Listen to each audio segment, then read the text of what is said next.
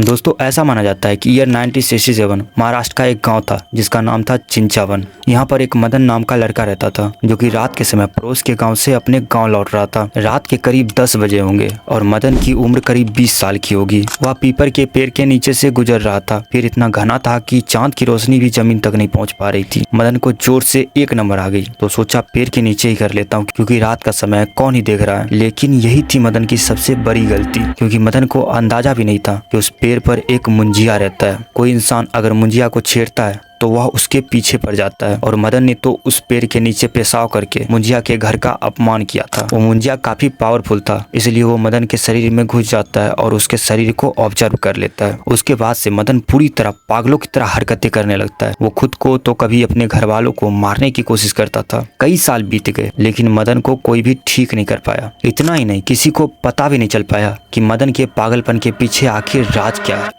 मदन काफी ज्यादा हिंसक भी हो चुका था। कई साल बीत गए लेकिन मुंजिया ने मदन का शरीर नहीं छोड़ा। एक दिन अचानक मदन के सारे घर वाले रहस्यमयी तरीके से मारे गए। मदन के घर वाले मदन से इतना परेशान हो गए थे कि वो उसको एक कमरे में बंद करके रखते थे। घर में सभी सदस्यों के मौत के बाद पड़ोसियों ने जब घर आकर मदन का कमरा खोला तो वहां पर मदन गायब था। उसके अंदर कोई नहीं था। कई महीनों बाद उस पेड़ के ऊपर मदन को किसी ने बैठा हुआ देखा। जब सारे गांव वाले इकट्ठा होकर पेड़ के नीचे आए तो सभी ने देखा कि उस पेड़ पर सिर्फ मदन का शरीर बैठा हुआ है, लेकिन उस शरीर के अंदर जान नहीं थी। इस घटना के बाद गांव वाले अच्छे से समझ गए कि मदन के साथ आखिर क्या हुआ था। इस घटना के बाद गांव वाले उस पेड़ के नीचे से निकलना बंद कर दिए।